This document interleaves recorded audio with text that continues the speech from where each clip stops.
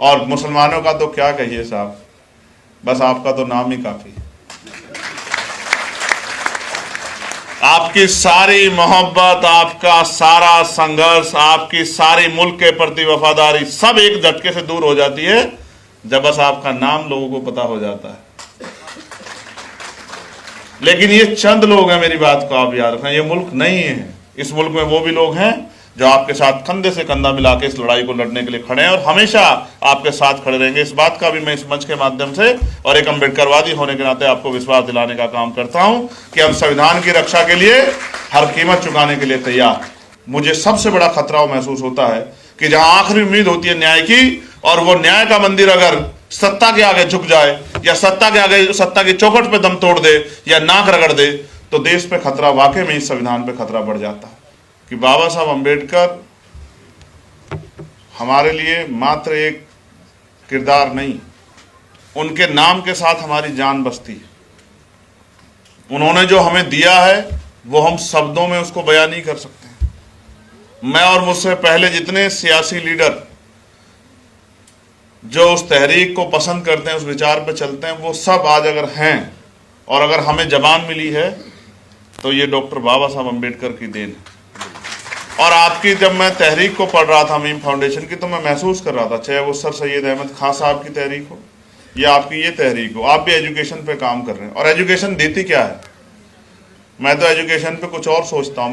मैंने पार्लियामेंट में भी कहा है कि एजुकेशन सिस्टम में बहुत सुधार की जरूरत है। एजुकेशन हथियार, एजुकेशन सिर्फ रास्ता नहीं दिखाती, एजुकेशन जंप भी लगाती। और जंप का मैं आपको आज उदाहरण भी दूंगा। एजुकेशन से अच्छे बुरे की पहचान होती है, एजुकेशन से बौद्धिक विकास होता है, एजुकेशन से व्यक्तित्व का निर्माण होता है, एजुकेशन से अपनी बात को कहने का तरीका आता है। एजुकेशन हमें जिम्मेदार लोगों की शख्सियतों में के बीच में खड़ा करती है। और मैं इसका उदाहरण आपको बताता हूं।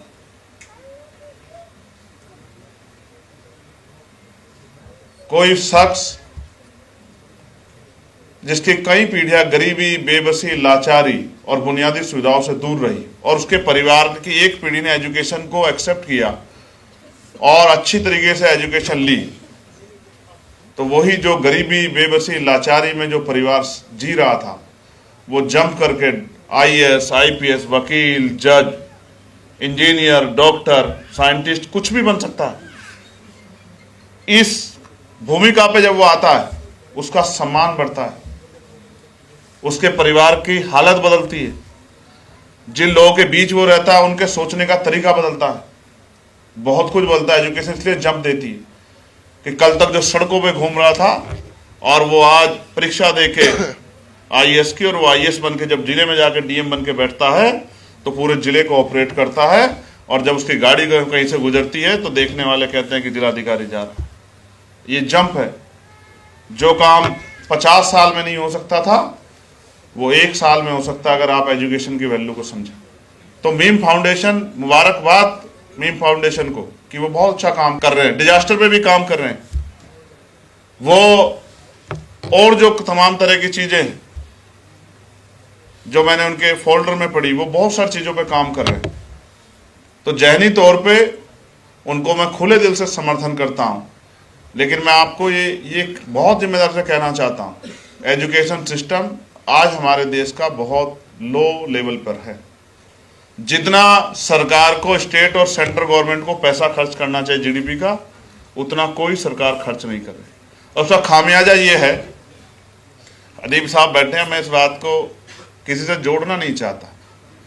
मैंने पार्लियामेंट में कहा कि जब चपरासी से लेके और क्लास 1 के सबसे सीनियर अधिकारी तक, जब राष्ट्रपति जी से लेके और गांव के सरपंच और वार्ड के मेंबर, इस बीच में जितनी इकाई आती हैं, चाहे वो चेयरमैन हो, चाहे वो मेयर हो, चाहे वो जिला पंचायत सदस्य हो, चाहे वो BDC हो, चाहे वो जिला पंचायत अध्यक्ष हो, चाहे वो विधायक हो, चाहे वो सांसद हो, चाहे वो मंत्री हो, चाहे वो कैबिनेट के मंत्री हो स्टेट के, चाहे वो मुख्यमंत्री हो, चाहे वो राज्यपाल हो, चाहे वो सेंटर के मंत्री हो, चाहे वो प्राइम मिनिस्टर हो या राष्ट्रपति हो, और एडमिनिस्ट्रेशन लेवल पे चाहे वो गांव में patwari, secretary, ADO, BDO, SDM, CDO, DM, commissioner, IG, DIG, SHO, CO, थानेदार या फिर प्रिंसिपल सेक्रेटरी, चीफ सेक्रेटरी, चाहे वो स्टेट के और सेंटर के, जब तक इनके बच्चों को सरकारी स्कूल में जो है नहीं पढ़ाया जाएगा तब तक एजुकेशन सिस्टम हमारे यहाँ का कभी भी किसी भी कीमत पे बदल नहीं सकता। और जिस दिन ये हो गया, जिस दिन मंत्री जी का बच्चा पढ़ेगा स्कूल में सरकारी, विधायक जी का बच्चा पढ़ेगा, सांसद जी का बच्चा पढ़ेगा और डीएम का बच्चा पढ़ेगा, एसएसपी का बच्चा पढ़ेगा, और वहीं किसान, मजदूर, गरीब, दलित, पिछड़े, मुसलमान, आदिवासी और तमाम जरूरतमंद लोग जिनकी जेब में पैसा नहीं, उनका बच्चा पढ़ेगा, तो आप देखना एक नंबर की गुणवत्तापूर्ण एजुकेशन मिलेगी स्कूलों में। तो ये जो आज प्राइवेट सेक्टर में बड़े बड़े जो बिल्डिंगें बनी खड़ी हैं, ये जो जेब काटती है लोगों की, ये बंद हो जाएंगी और इस एजुकेशन को अंतिम लोगों तक पहुंचने का मौका मिलेगा। हमारे नेता कहते हैं अदीब साहब कि हमने गरीबों के लिए बहुत अच्छे स्कूल बना दिए, अच्छी तनख्वाह मिलती है वहाँ टीचर्स को, लेकिन उनमें अपने बच्चों को वो इसलिए नहीं पढ़ाते क्योंकि वो उनके हाल जानते हैं। उनको पता है यहाँ पढ़ के उनका बच्चा कुछ नहीं बनने वाला। एक तरफ इंग्लिश मीडियम है और दूसरी तरफ हिंदी मीडियम है, और आज यहाँ हमारे यहाँ जो 4 बात अंग्रेजी में बोलता है उसको लोग बड़े सम्मान से देखते हैं, जो हिंदी में बोलता है उसकी तरफ सोचते हैं कि इसको बहुत कम आता है। लेकिन हम जिस स्ट्रक्चर में पैदा हुए और जहां गांव से हम निकल के आए, हमारी जबान है हिंदी, देहाती खड़ी बोली, हम इसको जीते हैं, हम इसमें रहते हैं, इसमें प्यार है, मोहब्बत है। तो आप सोचो कितना कंपैरिजन करके देखो, गांव से प्राइमरी स्कूल से 5वीं क्लास का बच्चा और क्लास 1 का इंग्लिश मीडियम का बच्चा, देखिए आप कंपैरिजन करके आपको एहसास हो जाएगा कि दोनों कहां खड़े होते हैं। क्योंकि हमारे यहाँ तो 5वीं तक ABCD से ऊपर बढ़ती नहीं बात, और ABCD के बाद वो कहाँ चली जाती है उनको भी नहीं पता होता। तो इसलिए एजुकेशन सिस्टम में बहुत सुधार की जरूरत है। तो इसका एक तरीका ये भी है कि जब समय आए एजुकेशन के रास्ते को आगे बढ़ाने का और वो समय लोकतांत्रिक व्यवस्था में हो, तो अपनी वोट का भी सही इस्तेमाल हमारे लोगों को करना चाहिए, जिससे सांप्रदायिक ताकतें, नफरत फैलाने वाले लोग, जिससे बुनियादी ढांचे को, स्ट्रक्चर को कमजोर करने वाले लोग, और मैं बहुत जिम्मेदारी से कह रहा हूं, 1 नेशन 1 इलेक्शन इस देश की कमर तोड़ देगा। और इस देश में भी जो कॉन्स्टिट्यूशन के जो राइट्स हैं, शेड्यूल 7 में जो स्टेट को पावर है उसकी कमर तोड़ देगा। आप देख लेना, जीरो कर देगा। पेरेंटल पावर इतनी बढ़ जाएगी कि चुनी हुई सरकारों को ये जब चाहे खत्म कर देंगे। इस तरह के हालात आज बन गए, उस पर चर्चा ना, उस चर्चा को छिपाने के लिए बहुत सारे प्रयास किए जा रहे हैं आज देश में। एक जिम्मेदार व्यक्ति होने के नाते मेरी जिम्मेदारी है कि मैं आपसे कहूं कि नजर रखिए आपके मुल्क में क्या हो रहा है। ये मुल्क हम सबका है, किसी एक जमात का नहीं है, किसी एक जात का नहीं है, किसी एक क्षेत्र का नहीं है, ये मुल्क सबका, सबका खून शामिल है। और मैं अपने जो साथी यहाँ संचालन कर रहे हैं उनसे भी, और जो यहाँ इधर मौजूद हैं जो अपनी बात उनसे भी कहूँगा, मैंने पार्लियामेंट में भी कहा, मैं किसी के ऊपर टिप्पणी करते हुए नहीं कह रहा था, मगर मैं कह रहा था कि जब हम कॉन्स्टिट्यूशन पे बात करते हैं तो ये मुल्क हिंदुस्तान नहीं है। इस देश के कॉन्स्टिट्यूशन ने 26 जनवरी 1950 को इसको इंडिया दैट इज भारत कहा, और जब तक आप इसको भारत नहीं कहेंगे, आप मेरी बात को याद रखें, तब तक आप उस विचार को बल देते रहेंगे जिस विचार के बाद आप कहते हैं कि मुल्क खतरे में। ये भारत है, ये इंडिया है, और इसके मीनिंग है, और इस मीनिंग को हमें समझना पड़ेगा कि हमारी यूनिटी ही इस देश की शक्ति है, और हमें एकजुट होकर आगे बढ़ के कंधे से कंधा मिला के हर मुसीबत का सामना करना है। और आज जो हमारे साथी जो एक्टिविस्ट जेल में हैं, क्योंकि हम दिल्ली में खड़े हैं, उनको याद भी हमें करना पड़ेगा, जो 4-4, 5-5 साल से बेल के इंतजार में बैठे हैं, क्योंकि हमारे यहाँ न्यायपालिका सिस्टम में कितनी खामियां आई, किससे छिपाने को नहीं है। मैं तो मेंबर ऑफ पार्लियामेंट होकर कह सकता हूँ, जिन पे खतरे हैं कि कोई जज साहब इस बात से नाराज होके उनको नुकसान पहुंचा सकते। नुकसान की परवाह करेंगे तो लड़ेंगे कैसे, आप ये बताएं। नुकसान तो जब होना होगा होगा, लेकिन सच बात कहने में किसी नुकसान से डरने की जरूरत नहीं। हमारे यहाँ जो न्यायपालिका है, और उस न्यायपालिका में जिस तरह की बहुल्यता है, वो ये महसूस कराती है कि वहाँ से आने वाले फैसले और उनकी फैसलों के पीछे का मोटिव, वो अक्सर जो है, जो बात इलाहाबाद हाई कोर्ट के एक जज ने कही, जस्टिस शेखर कुमार यादव ने, उस बात को मजबूत करती है कि जहां जो बाहुल्यता है, जो मेजोरिटी है, उसके हक में फैसले होने चाहिए। जुडिशरी सिस्टम ये नहीं है कि मेजोरिटी के हक में फैसले होने, जुडिशरी सिस्टम ये है कि न्याय होना चाहिए। अगर किसी की संख्या 1 है और सामने वाले 99 है तो 99 लोगों के हक में फैसला नहीं होना चाहिए। अगर वो गलत है, फैसला उस एक के पक्ष में होना चाहिए जो सही है, तब ये न्याय माना जा सकता है। तो मुझे हमारे आज के जुडिशरी सिस्टम से और उसमें जिस तरह की सरकार का इन्वॉल्वमेंट है, मुझे सबसे बड़ा खतरा महसूस होता है कि जहां आखिरी उम्मीद होती है न्याय की, और वो न्याय का मंदिर अगर सत्ता के आगे झुक जाए या सत्ता के आगे, सत्ता की चौखट पे दम तोड़ दे या नाक रगड़ दे, तो देश पे खतरा, वाकई में इस संविधान पे खतरा बढ़ जाता है।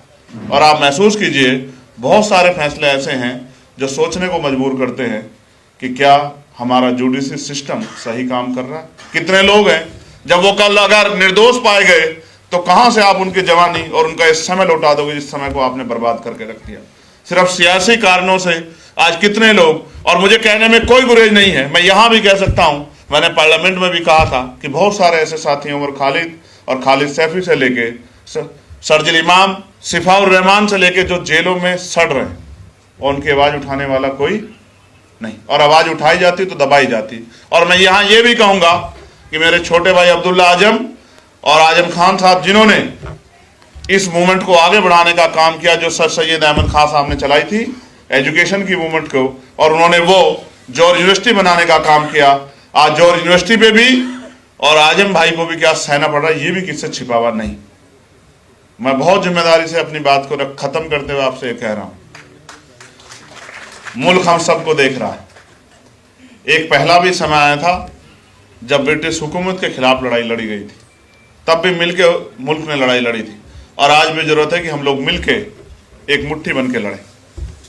और जब हम एक मुट्ठी बन के लड़ेंगे, क्योंकि चिंताएं होती हैं जब किसी एक मजहब पे बयान दिया जाता है, जब एक मजहब को कटघरे में खड़ा गया, चिंताएं होती। आज हमारे सिख समाज के भाई बैठे हैं, उनके मन में भी पीड़ा होती होगी जब वो अपनी बात को लेकर कहीं आंदोलन करने आते हैं, तो एक टाइटल देके उनको जो है, उनको उनकी भक्ति को, उनकी शक्ति को, उनकी राष्ट्र के प्रति जो है प्रेम को एक झटके से जो है अलग करने का प्रयास किया जाता है, उन पर आरोप लगाए जाते हैं। जब हमारे जैन समाज के लोग, उनके जो ऐतिहासिक स्थल, जिस तरह से उन पर कब्जा किया जा रहा है, जिस तरह से उनको अपमानित किया जा रहा है, जिस तरह से उनके तीर्थंकरों को जो है और उनके जो पॉइंट्स हैं जिन उन पे कब्जा किया जा रहा है, उनमें भी चिंता है कि उनकी आवाज कोई उठाए। जिस तरह से बौद्ध भाइयों को जो है उनकी धार्मिक आजादी को छीना जा रहा है, सिर्फ 22 प्रतिज्ञा लेने पे मुकदमे हो जाते हैं, और तमाम तरह की चीजें हमारे सामने हैं। हम आपस में मिलके बुरे दौर में किस तरह से लड़ना है, इस पे चर्चा कर लेते हैं। जिन लड़ाइयों का जिक्र किया गया हमारे साथी द्वारा, जो जुल्म के खिलाफ लड़ी गई, मैं उन बेहतरीन लड़ाइयों के पर्दे के पीछे जो लोग थे वो यही थे। अक्सर हम सिर्फ हीरो को देखते हैं, लेकिन हीरो को दिखाने वाली जो कैमरे की टीम होती है, जो राइटिंग टीम होती है, वो दिखाई नहीं देती। अखलाक साहब बहुत शानदार शख्सियत हैं, पत्रकारिता से लेके और स्ट्रेटजी में उनका बहुत अच्छी पकड़ है। और उसी तरह से वसीम अकरम त्यागी साहब बड़े ट्रोल होते हैं सोशल मीडिया पे, जब कोई बात लिखते हैं तो इनका और हमारा संयुक्त जो है, ये हमेशा कोई भी लड़ाई रही हो, किसानों की हो, नौजवानों की हो, मजलूमों की हो, हर लड़ाई में इनकी शिरकत किसी ना किसी तौर पर रहती है। अकेला आदमी कोई भी कुछ नहीं कर सकता, बहुत सारे लोग मिलके बहुत बड़ी बड़ी ताकतों से लड़ सकते हैं। आज भी बहुत काम था, लेकिन वसीम साहब का आदेश था कि आना है, तो जब इनका आदेश हो गया तो कोई चीज़ बची नहीं। फिर मैंने कहा कि भाई फिर आ जाएंगे। मीम फाउंडेशन बहुत अच्छा काम कर रहा है, उनके अच्छे काम को सराहना चाहिए। जो करीबी तौर पे 2-3 चीज़ें रखी थी भाई ने कि उनका एक बोर्ड होना चाहिए, इस चीज़ को हमें 4-5 साल पहले हमें महसूस हुआ जब एक मुसीबत आई हमारे यूनिट पे और हम बहुत सारे लोग गिरफ्तार होकर जेल चले गए। तब हमें याद आया कि अगर ऐसी कोई हमने बोर्ड बनाया होता तो ऐसे बुरे दौर में वो हम लोगों को संभाल लेते। तो एक संगठन के लिए और उस संगठन के हर व्यक्ति पे एक अंकुश होना चाहिए कि वो उस दायरे को क्रॉस ना करे, वो तानाशाह ना हो जाए, वो उस उम्मीद के साथ जो आपने मीम फाउंडेशन बनाया, लेकिन और कोई भी तंजीम बनी जिस उम्मीद के साथ बनी, उस विचार उस उम्मीद को वो अपने निजी फायदे के लिए भेंट ना चढ़ा दे। तो एक बोर्ड होना जरूरी, ये उनकी बात को मैं आगे बढ़ाते हुए सलाह देता हूं कि ये बहुत ज़रूरी है, आपकी तंजीम के काम आए, क्योंकि आपकी मूवमेंट वो रुकनी नहीं चाहिए। जो काम मीम फाउंडेशन कर रहा है, अक्सर हम जय भीम और जय मीम के नारे जब लगते हैं तो बहुत सारे लोग पूछते हैं कि ये मीम वाले, मीम से वो एक सिर्फ एक बड़ी आबादी की तरफ उनका, और वो बड़ी आबादी मुसलमानों की तरफ उनका इशारा रहता। अच्छा हुआ कि मीम फाउंडेशन, तो ये भी बात उनकी समझ में आ जाएगी कि मीम सिर्फ जो है एक धर्म के लोग नहीं, एक मीम एक तहरीक भी। दूसरा, बहनों के लिए कहा गया, ये बहुत सही है, क्योंकि आधी आबादी को पीछे छोड़ के ना मुल्क तरक्की कर सकता, ना कोई कौम तरक्की कर सकती, ना कोई प्रदेश तरक्की कर सकता, और ना ही कोई मूवमेंट तरक्की कर सकती। क्योंकि जब हम बात करते हैं हक और इंसाफ की, तो उनमें हर एक व्यक्ति के लिए बात होनी चाहिए। मैं इस टीम को भविष्य में कभी किसी भी तरह की मेरी कहीं भी मेरे योगदान की जरूरत पड़ेगी तो वो मुझे याद करें, मैं हमेशा उनके साथ खड़ा रहूँगा। इस बात का भी मैं आपसे वादा करता हूँ। और जो आज के हालात हैं, पढ़े लिखे लोगों की जिम्मेदारी होती है